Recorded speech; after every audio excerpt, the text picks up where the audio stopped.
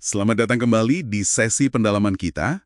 Pernah nggak sih Anda ngerasa kayak di persimpangan jalan antara harapan yang rasanya kosong atau malah jadi pesimis banget gitu?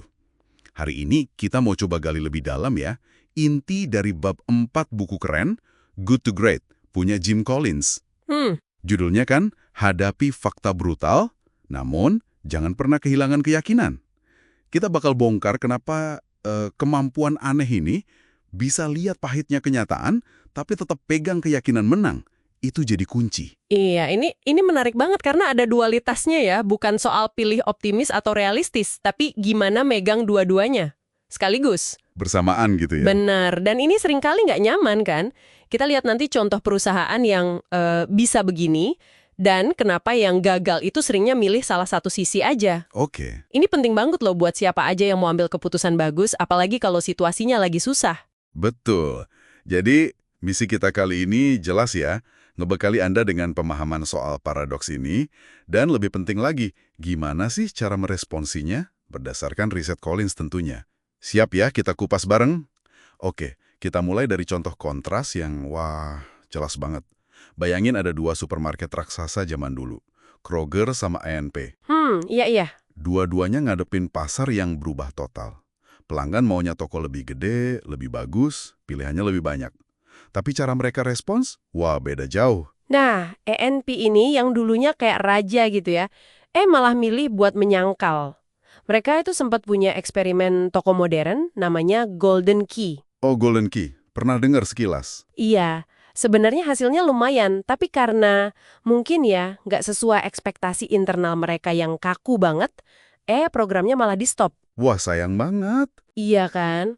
Mereka kayak kejebak di masa lalu gitu. Malah ada cerita kayak masih terpengaruh sama visi pemimpin lama yang udah nggak ada. Bukannya berubah, malah potong harga gede-gedean. Itu malah bikin tambah parah, nggak sih? Justru itu, tokonya jadi makin kelihatan kumuh, pelayanan turun drastis. Sampai ada yang bilang kayak kotoran yang makin numpuk gitu. Intinya mereka nolak lihat fakta. Aduh, gambaran ANP suram banget ya. Nah, tadi Anda bilang Kroger beda. Gimana tuh mereka ngadepin realitas pasar yang sama persis? Kroger, nah ini dia. Mereka justru ibaratnya natap fakta brutal itu langsung. Mereka sadar banget, model toko kelontong lama mereka itu wah udah mau punah. Oke, Mereka nggak panik, tapi riset pasar dulu cermat. Terus ambil langkah yang wah berani banget. Rombak total sistem mereka jadi format superstore. seluruhnya, wilayah per wilayah gitu. Iya, benar. Satu persatu wilayah diubah. Fokusnya jelas, jadi nomor 1 atau 2 di tiap pasar yang mereka masukin. Hasilnya, ya kita lihat sekarang, Kroger melesat, A&P makin tenggelam.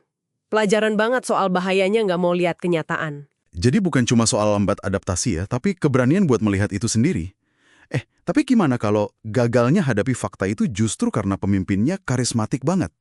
Punya visi gede gitu, kayak Adresograph ini. Nah, ini poin penting juga. CEO Addressograph, si Roy Ash ini, visinya gede banget. Mau nantang IBM, Xerox, ambisius lah.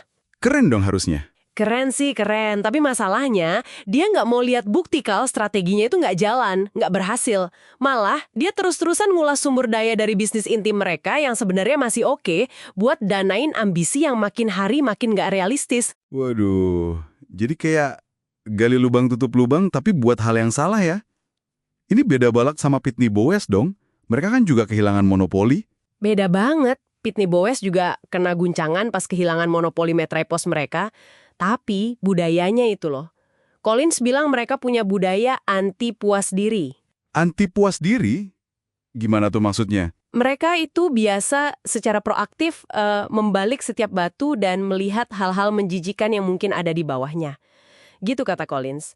Artinya mereka sengaja cari masalah, cari fakta pahit sebelum dipaksa keadaan. Jadi mereka memilih buat melihat ya, bukan karena terpaksa. Tepat, mereka adaptasi karena mereka memilih untuk konfrontasi realitas. Ini beda banget sama adresograf tadi. Menarik banget budaya membalik batu itu. Ada tips nggak dari Collins gimana cara numbuhin kebiasaan kayak gitu? Kan nggak nyaman ya? Collins lebih fokus ke hasil budayanya sih, yaitu kemampuan hadapi fakta.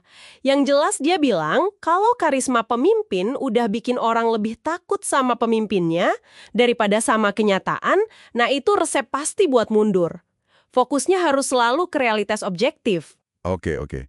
Ini nyambung banget ke inti kita ya, gimana caranya nyiimbangin fakta pahit sama keyakinan yang kuat itu. Collins nyebutnya paradoks Stockdale. Ini kayaknya kunci banget ya di bab ini. Bisa dijelasin lagi?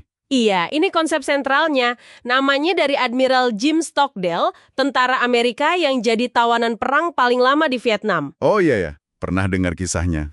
Nah, Stockdale ini ngamatin sesuatu yang agak aneh di kamp tawanan. Justru orang-orang yang paling optimis tapi naif, wah kita pasti keluar sebelum Natal. Itu yang malah pertama ancur mentalnya pas harapannya nggak kejadian. Loh kok gitu? Bukannya optimis itu bagus? Optimis bagus, tapi ini optimisme buta.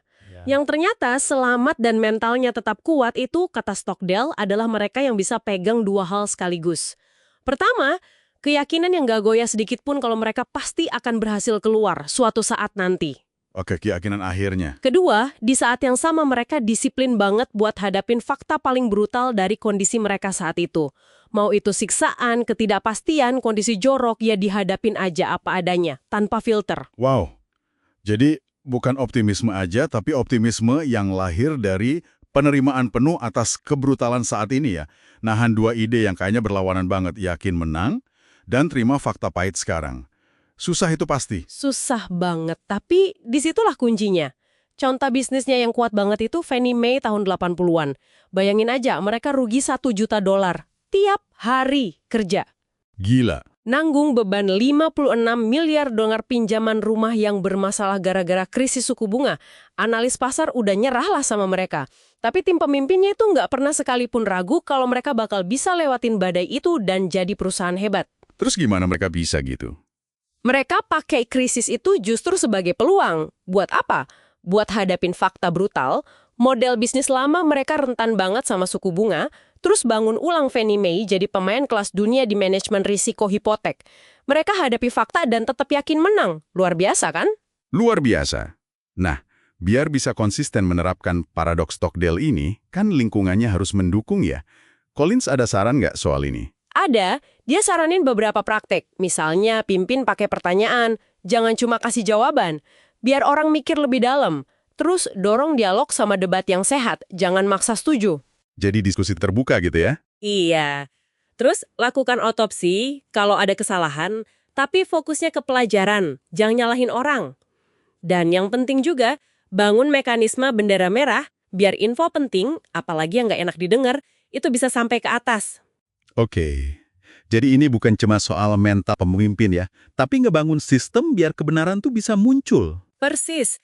Jadi kalau dirangkum ya, intinya itu kekuatan dari dualitas ini. Kemampuan baja buat nerima kenyataan paling pahit, apa adanya, tanpa hilang sedikit pun keyakinan kalau Anda bisa dan akan nemu jalan keluar menuju hasil hebat. Bukan milih optimis atau realistis, tapi punya kapasitas buat pegang dua-duanya. Coba deh, sekarang Anda pikirin tantangan yang lagi dihadapi. Mungkin di kerjaan, bisnis, atau hidup Anda. Ada nggak kecenderungan buat agak menyangkal fakta brutal tertentu? Atau sebaliknya, malah hampir putus asa karena terlalu fokus sama susahnya. Gimana kalau coba pakai kacamata paradoks Stockdale ini? Gimana caranya kita bisa ngelatih otot mental buat hadapin kenyataan brutal itu, tapi sekaligus menjaga api keyakinan tetap nyala? Pertanyaan yang dalam ya. Terima kasih banyak sudah menyimak sesi pendalaman kita kali ini. Sampai jumpa di eksplorasi berikutnya.